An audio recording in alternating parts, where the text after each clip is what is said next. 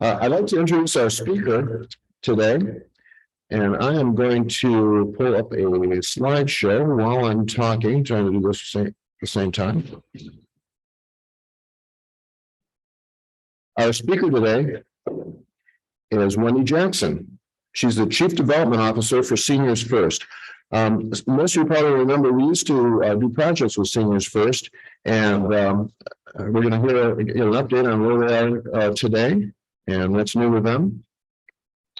Wendy, she had an extensive 20-year career in the mortgage industry and then entered the nonprofit sector in 2009 while living in Amsterdam, the Netherlands. Theodora knows that. She joined the board of Global International Women's Contact Organization as their charity officer. After relocating back to the USA, she worked for Give Kids the World and the Heart of Florida Foundation as a fundraising professional. She's also active in the Association of Fundraising Professionals and has served as their on the board as a chair of the National Philanthropy Day.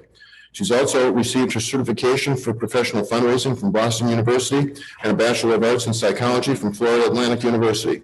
Please help me welcome our guest for today, Wendy Jackson.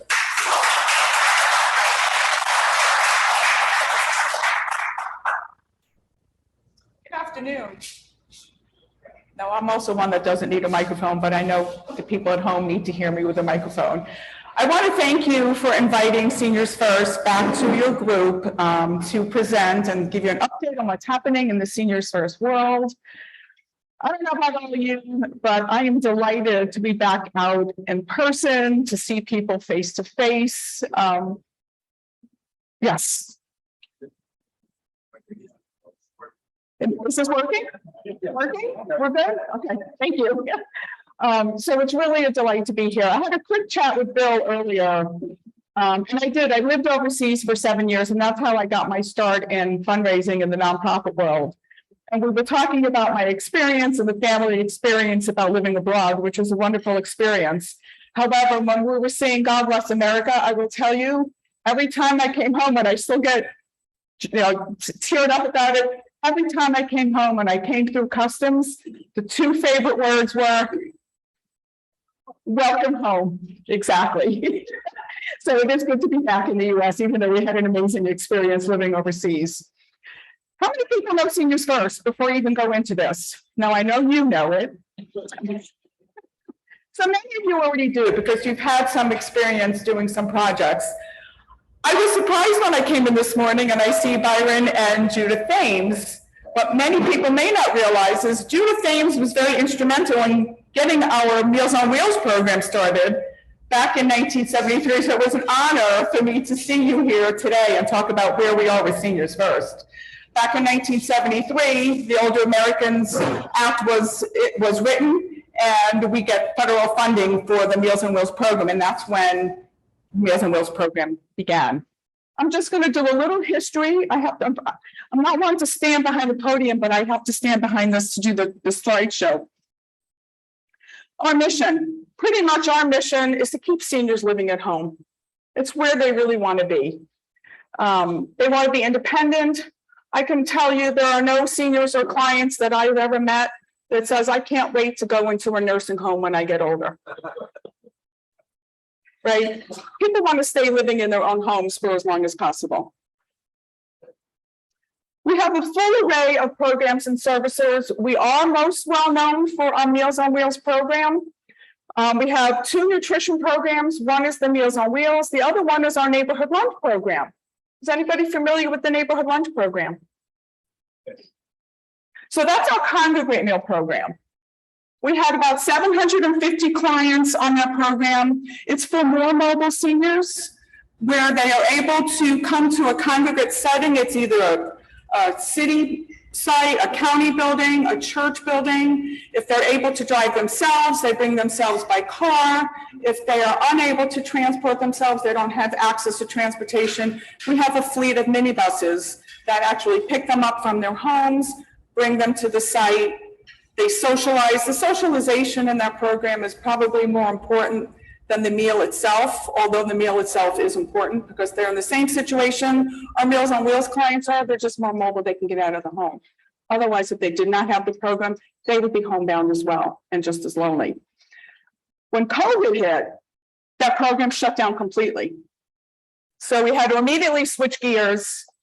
How are we going to feed 750 clients overnight that usually get their meal in a congregate setting? So we switched to bringing the clients that drove themselves. We set up grab and goes. So we brought the food to the site that they would go to, and they would just pick it up. So at least we got to feed them, and we got a visual on them, so we knew how they were getting by. The clients that we drove the bus, we just put the food in the bus and took the food to them. We also implemented telephone reassurance calls, so we were calling all of these clients just to check on them, because they couldn't see each other. They were really missing that socialization. So we were able to feed them and still do physical checks on them until we were able to reopen. I'm really excited to tell you we've all reopened. And we've added 3 more sites. We're up to 16 sites right now. We're looking to add about 2 or 3 more sites. The need in the community is huge. We also have the community food pantry. I know you're doing a project for Second Harvest Food Bank. We are a Second Harvest Food Bank food pantry. We are open the 2nd and 4th Thursday of every month. The pantry was a huge savings for us, for the community. Before COVID, we were giving out about 3,000 pounds of food a month. When COVID hit, we were giving out 18,000 pounds of food a month. Yeah, to show you what the need is. It's not just for seniors, the pantry. It is a true community food pantry, but over 80% of the people that came to visit the pantry were seniors. They were either seniors themselves or they were seniors in the family that they were bringing food to. So we saw the great need to still continue to feed seniors in addition to the Meals on Wheels program, in addition to our neighborhood lunch program. The need was still huge. Another huge piece of what we do is our in-home care program. Not as well known as Meals on Wheels, but just as important and one of our major programs in the organization. These are our frailest clients. We go into our clients' homes, we provide personal care, which is bathing, shaving, showering. We provide help with homemaking, give everybody a clean home and a clean body so their environments are clean and they're safe to stay living at home. We provide respite for caregivers of these clients. We give them a 4-hour break so they can get some of their own mental health rehabilitating. I mean, the caregivers are the ones that tend to be overlooked, but they are just as much in need of help. And we provide companionship. So this program is another huge program of Seniors First. They are our frailest clients. They are unable to get out. Many of them do get Meals on Wheels as well. So we provide a full continuum of services. We do have a guardianship program. We have public guardians for individuals that don't have any family or friends to make their life decisions for them. That's another program that most people are unaware of.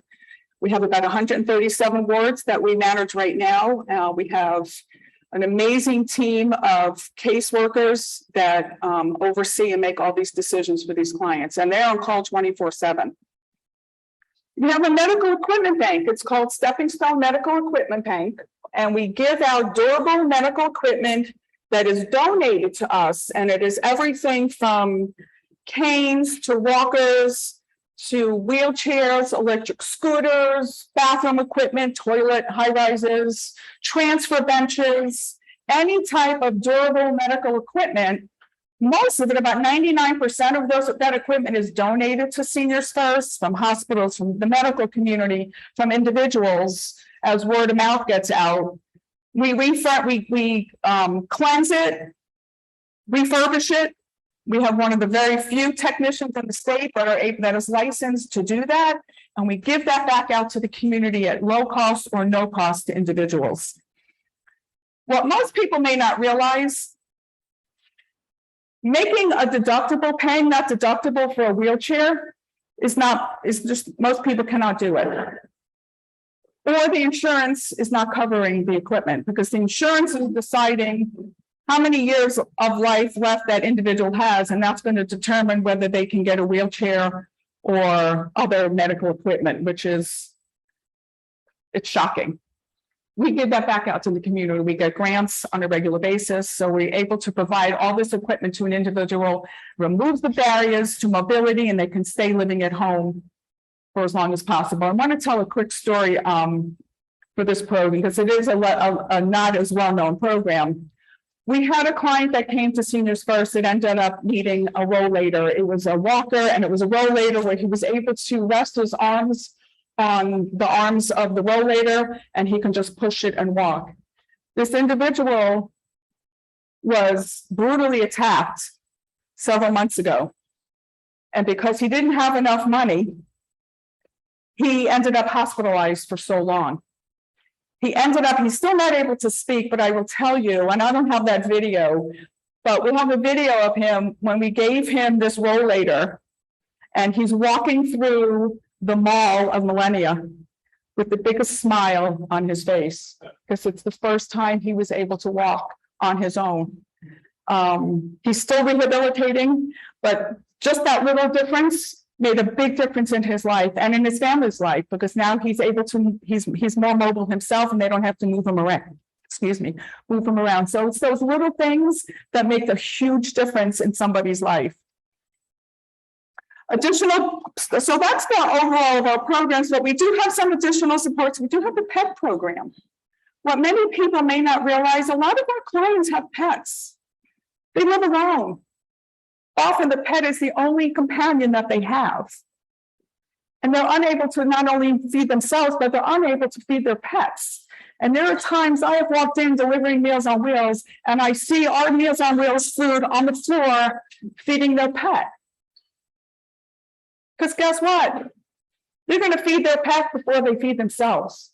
It's the reason they get up in the morning. So what gives them purpose every day is to take care of that pet. So we do have a pet program where we do provide, now most of them are cats and dogs, but we see birds, we see some other exotic pets, but most of them are cats and dogs that we do provide pet food for. We'll also provide some pet supplies like leashes, collars, food dishes, small supplies. And every now and then, if they need help with vet fees, we will help them with that as well, to help make sure they can take care of their pets. And last but not least, because we have some more fun stuff coming along. COVID, we know, really impacted mental health in the community in general. I mean, we all had different effects of how COVID affected us. The senior demographic, as we know, was the most negatively impacted demographic because of COVID. Seniors that were already isolated were more isolated. Seniors that were able to get out were afraid. They were afraid to leave their homes. So really the isolation became more widespread and much deeper. And we were very excited. We were able to get a grant through the Florida Blue Foundation. And it's a 4-year grant, and we're providing counseling services for all of the seniors, all of our clients that need help with counseling. And there's all different levels of what that looks like. Some of it is just handwritten notes sent to the clients to let them know they're thinking of them. And here's a number to call if you need to speak to somebody, and up to and including one-on-one personal counseling. So that's been a huge help. And we're just seeing the tip of the iceberg of how COVID has affected the community. Just give you an overview of what Seniors First accomplished in 2021. We served over 4,000 clients when you combine all of the programs together. We served over 406,000 meals between our Meals on Wheels program and our neighborhood lunch program. We provide over 163,000 hours of in-home care, whether it was personal care, homemaking, companionship, or respite care. We provided 1,800 hours of shopping assistance. We helped provide food to individuals who couldn't get out and buy their own food. We did that for them. We transported over 14,000 transportation trips where we picked clients up and brought them either shopping or to a neighborhood lunch site. And we've recorded over 22,000 hours for volunteers. You know, we could talk all about what the impact of these programs is. When you deliver a meal to a client, you see immediately how many people have delivered Meals on Wheels. So you know the impact. It's an immediate impact. You're bringing a meal to a senior who's unable to prepare their own meals. How grateful they are to get that meal. What many people don't see is the behind the scenes, the impact of what the Meals on Wheels program is, and not just Meals on Wheels, but community-based programs. You know, it costs about over $8,000 for an individual to be on a full continuum of services versus $105,000 if that individual was relocated to a nursing home. And that's the lowest, that's a shared room on Medicaid. So we're not even talking fancy nursing homes. We're talking the lowest rate possible. So look at the economic impact to the community. And who's paying those taxes? Who's paying for that? We are. So we advocate for more investment into community-based programs, because not only is it better for the client from a mental, but it also is better for the community economically. We have an emergency Meals on Wheels program. Many of the clients, if they are in an emergency situation, they're ending up they're calling 911 and they're ending up at the hospital in the emergency room.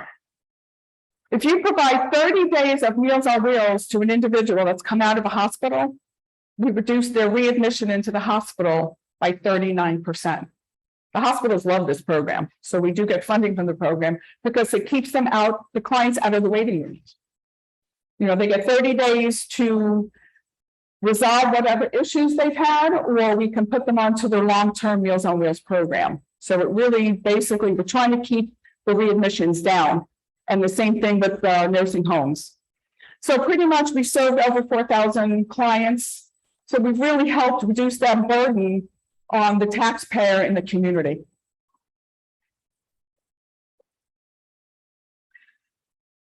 There's a lot of volunteer opportunities at Seniors First. The most popular one is Meals on Wheels. And not only can you deliver Meals on Wheels as an individual, you can also deliver as a corporate opportunity or as a group. The Rotary Group, your group can deliver as a team. We put teams together. Many of you work for different companies and corporations. We could work together with you to put a corporate route together. And when you do it as a team, and we actually have an agency route where we deliver. And it's usually a once a week commitment, and everybody in the organization signs up. So I only end up going once a quarter, and it's only 2 hours a quarter to go out. So it doesn't take a whole lot out of your time from work. If you're rotating through your organization and you have the more people that sign up, the less frequent that individual is going to go out. But we assign a route specifically to your company or to your team if you're interested in doing a corporate route. Our neighborhood lunch program, you can come and play bingo. Bingo is very popular. Groups often come out, they will bring with them bingo prizes. One of the eye-opening things that most people realize is if you bring, many companies will come and they'll bring branded swag. You know, it could be a cup, it could be a pen, it could also be paper towels and toilet paper and canned goods. What do you think most of the most popular prizes are? Pens? Cups.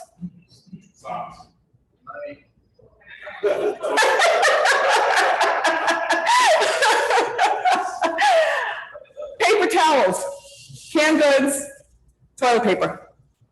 The most popular items, because those are the items that are most costly.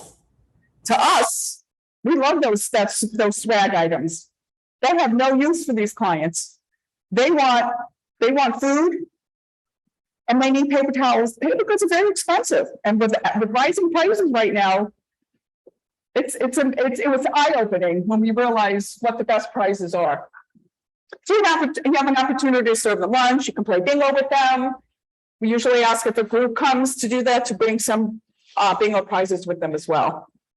We have a food pantry, as I mentioned earlier. You can come and you can help sort the food. You can help give out the food. So there is opportunity to help participate in our food pantry.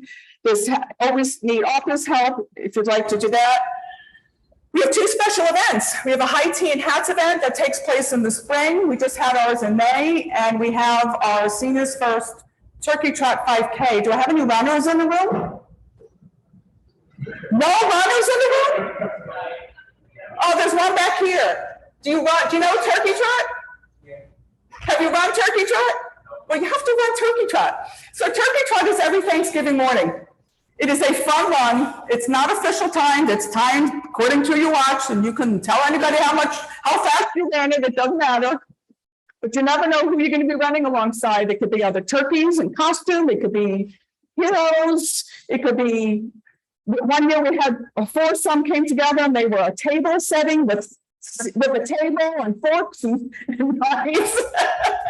People get very, very creative, and they actually run in their costumes. It's hilarious to watch, but it is a fun run. This is going to be our 33rd year. So if you want to come for a fun morning, burn off some calories before you have your pies on Thanksgiving, we welcome you to come and run on Thanksgiving. We also have a holiday gift drive, and this is a very heartwarming event every year. The community comes together.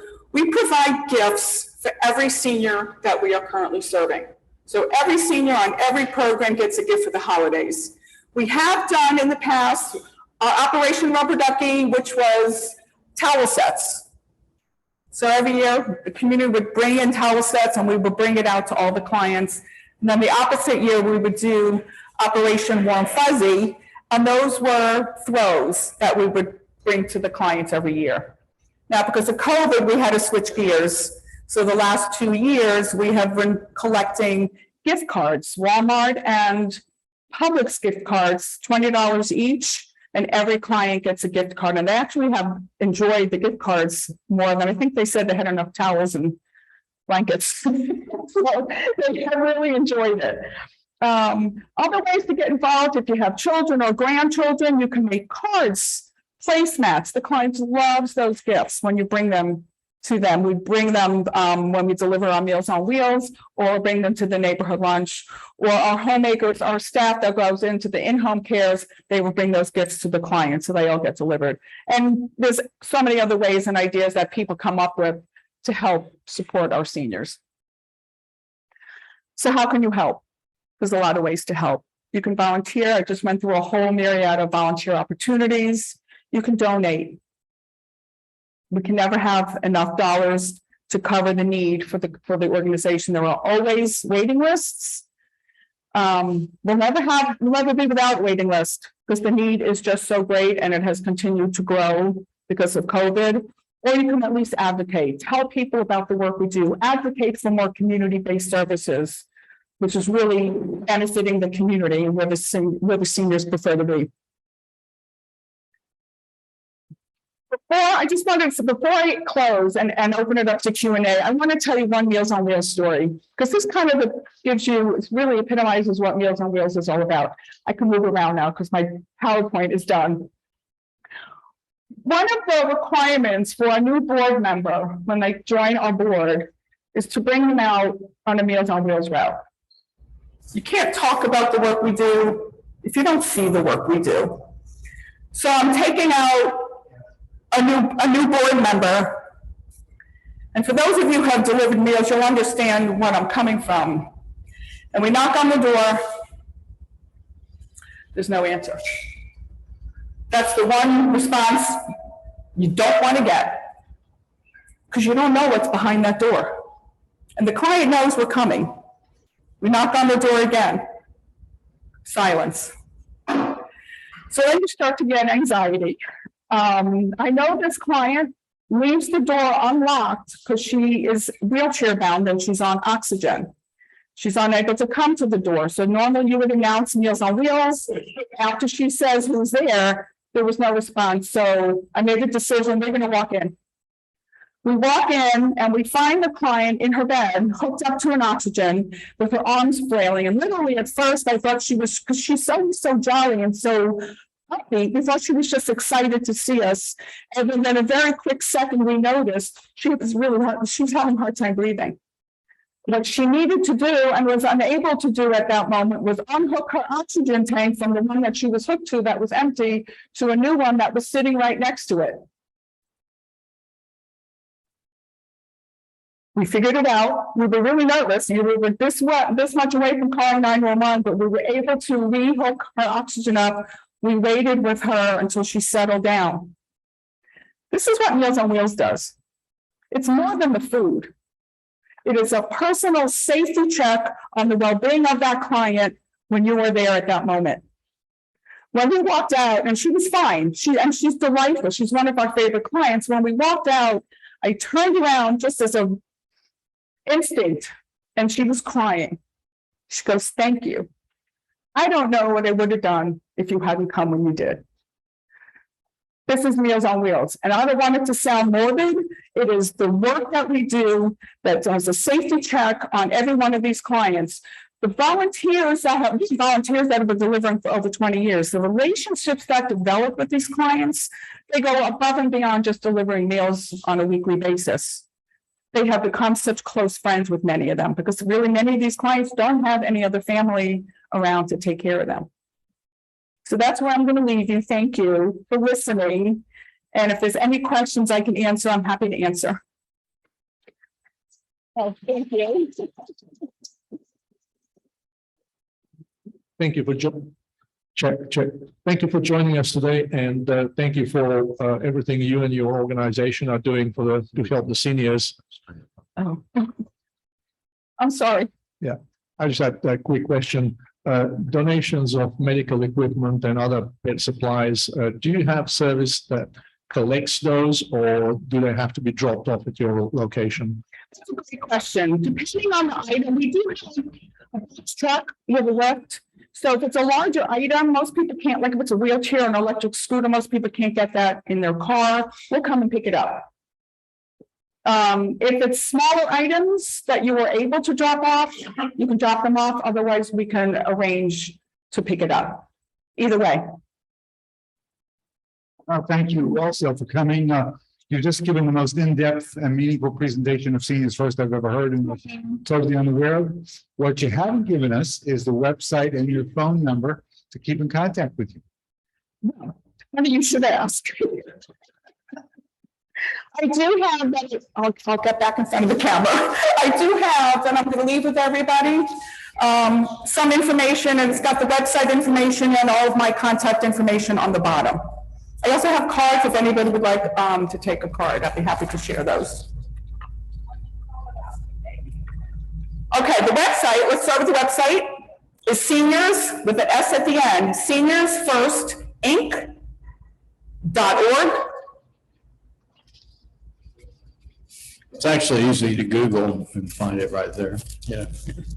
And my email is my name. It's my first initial and my last name, wjackson@seniorsfirstinc.org.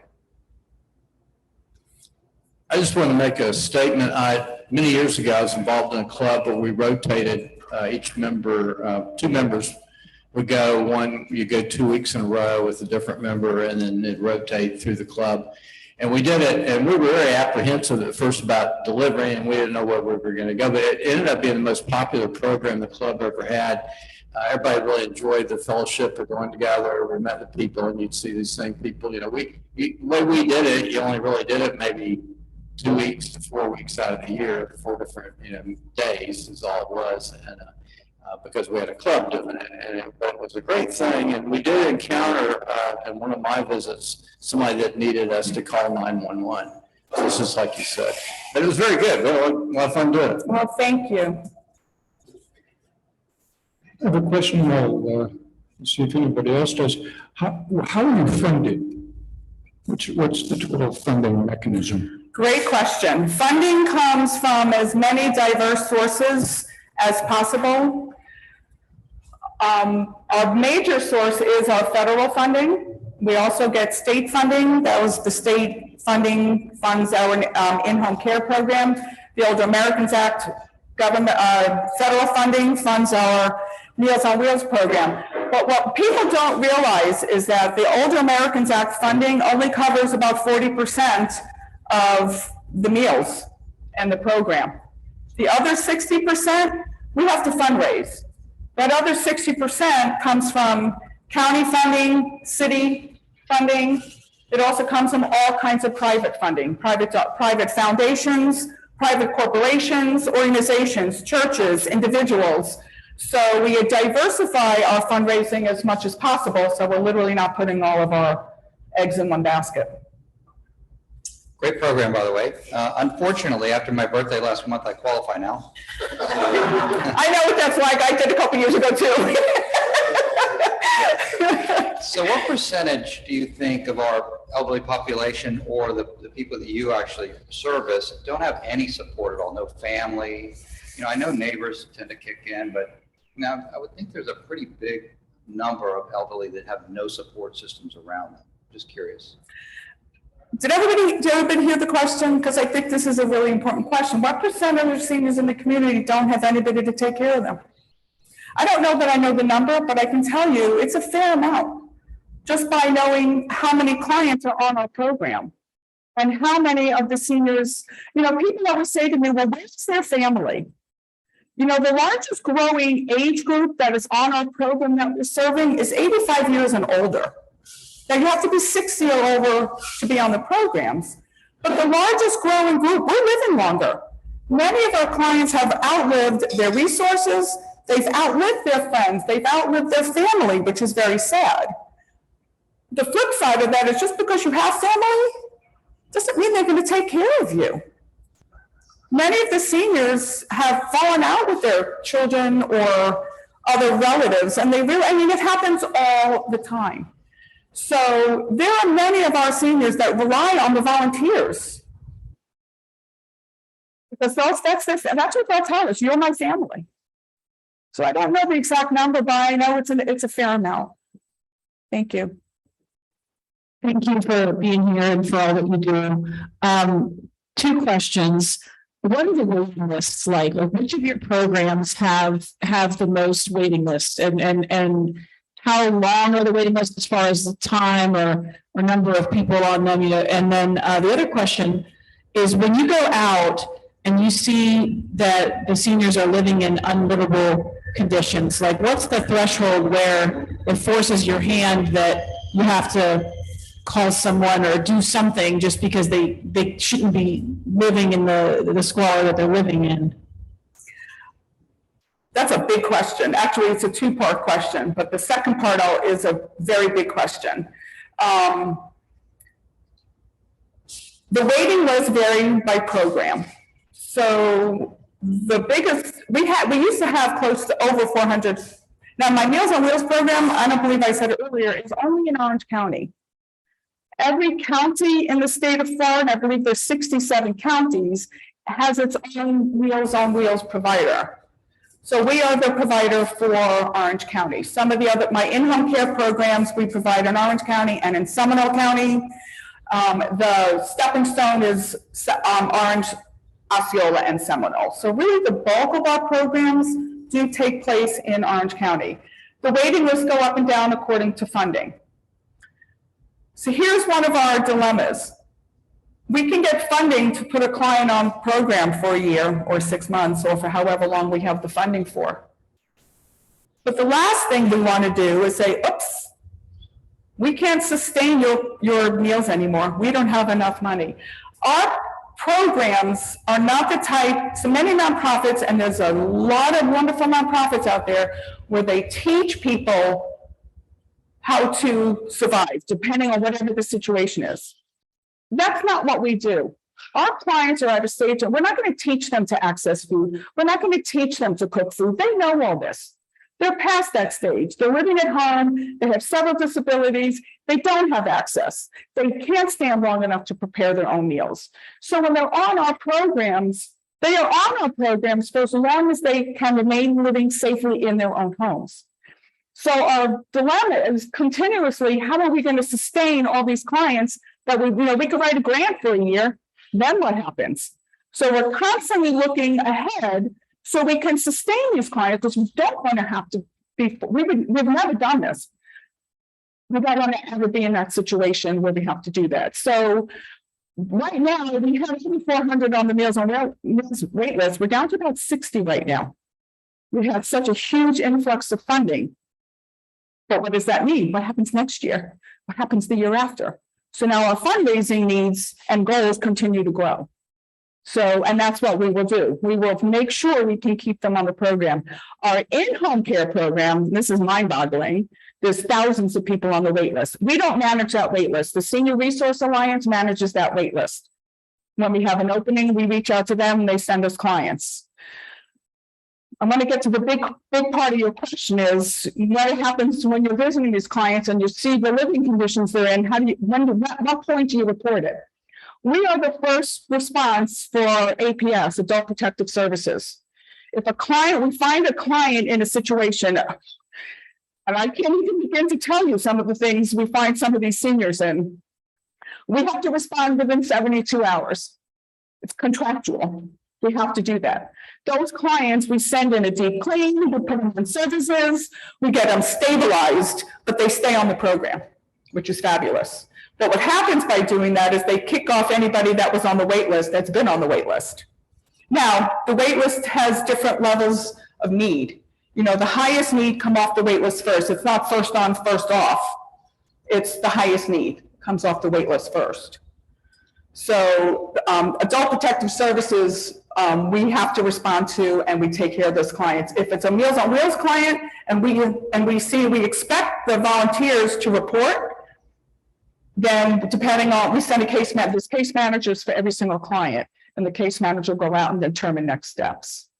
Sorry, that was a big question.